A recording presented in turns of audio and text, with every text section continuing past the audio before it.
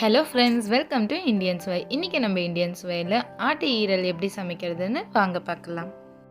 தேவையான பொருட்கள் description பாக்ஸ்லேயே mention பண்ணியிருக்கேன். இதில் நான் இஞ்சி பூண்டு பேஸ்ட்டு வீட்டிலே அரைச்சி எடுத்துருக்கோம்.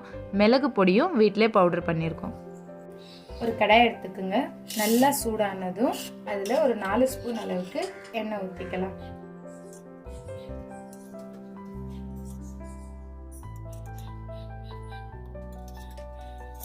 இப்போ இதில் 2 பொடியாக நறுக்கின வெங்காயம் ஆட் பண்ணிக்குவோம்.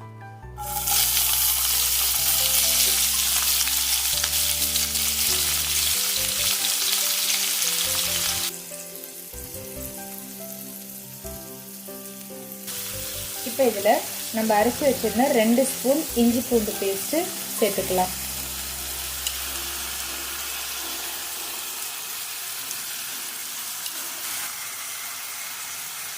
கொஞ்சமாக உப்பு, வெங்காயம் வதங்கிறதுக்காக.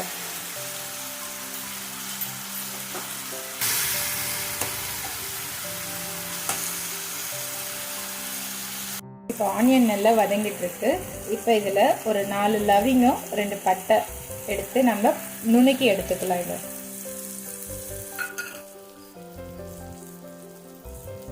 இப்போ இது நுணுக்கி ரெடியாக இருக்கு. இப்போ இதில் ஒரு 1/2 ஸ்பூன் மட்டும் நம்ம ஆட் பண்ணிக்கலாம்.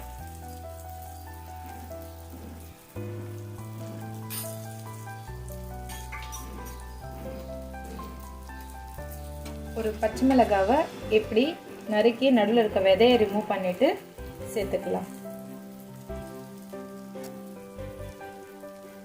இதில் இப்போ நம்ம கிளீன் பண்ணி வச்சிருந்த ஈரலை சேர்த்துக்கிறோம்.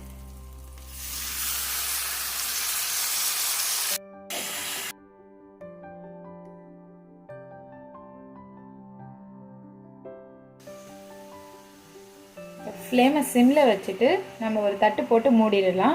அதனால என்னென்னா இந்த ஈரலில் இருக்க தண்ணியெல்லாம் சுண்டிடும். கொஞ்சம் 2 to 3 நிமிஷம் மூடி இருந்தால் போதும்.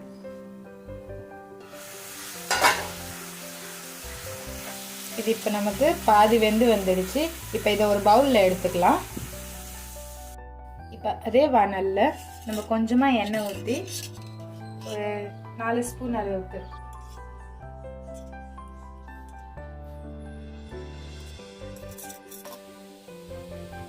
அரை ஸ்பூன் கடுகு,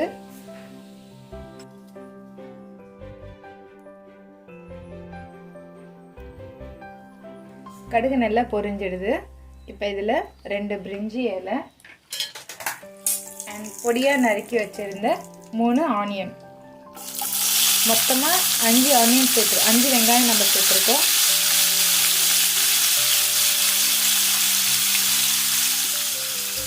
முதல் 2 வெங்காயம் ஈரல் வதக்கி எடுக்கிறதுக்கு யூஸ் பண்ணோம். இப்போ மீதி இருக்க 3 வெங்காயம் நம்ம கிரேவிக்காக ரெடி பண்ணுறோம்.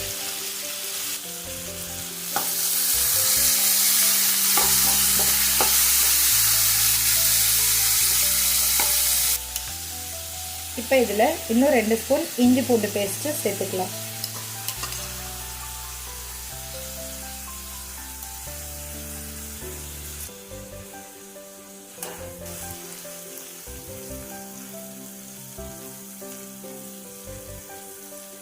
இப்போ வெங்காயம் நல்லா வதங்கிருக்கு.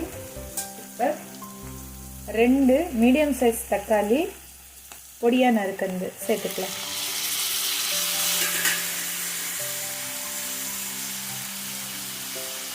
இப்போ இதில் கொஞ்சமாக உப்பு சேர்த்துக்கலாம்.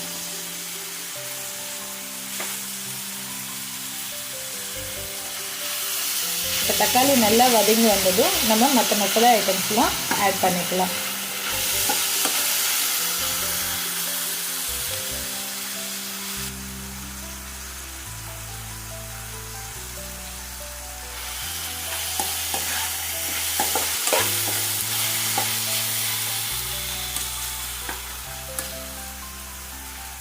பாருங்க, இப்போ வெங்காயம் தக்காளி எல்லாம் நல்லா வதங்கிடுச்சு. இப்போ நம்ம மசாலா ஐட்டம்ஸ்லாம் ஆட் பண்ணிக்கலாம்.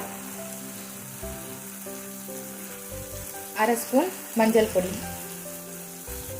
1 ஸ்பூன் மல்லித்தூள், இது 1/2 ஸ்பூன் பட்டை லவங்கம் நம்ம பொடியாக்கி வச்சிருந்தோம் இல்லையா அது, ஒரு 1/4 ஸ்பூன் அளவுக்கு சீரகப்பொடி, 1 ஸ்பூன் மிளகு பொடி. இதில் நம்ம காரத்துக்கு ஒரு பச்சை மிளகாய் சேர்த்தோம், இப்போ மிளகு சேர்க்குறோம். 1/2 ஸ்பூன் அளவுக்கு கரம் மசாலா,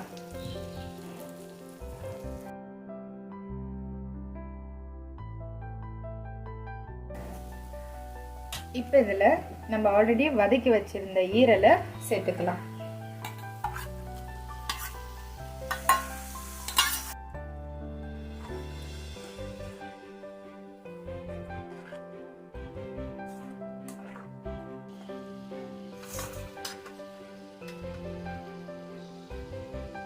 இப்போ இதில் 1/4 ஸ்பூன் அளவுக்கு தனி மிளகாய்த்தூள் சேர்த்துக்கலாம்.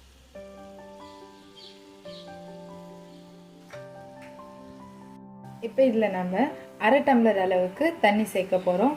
அப்போ தான் நமக்கு சாதத்து கூட பிசைஞ்சு சாப்பிட கொஞ்சம் கிரேவியாக நல்லாயிருக்கும்.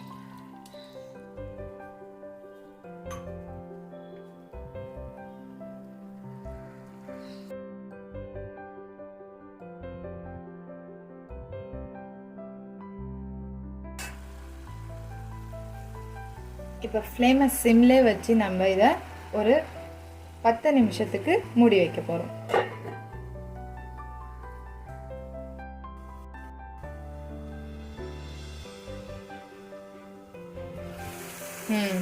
நல்லா வெந்துடுச்சு, எண்ணெய்லாம் மேலே வந்துடுது.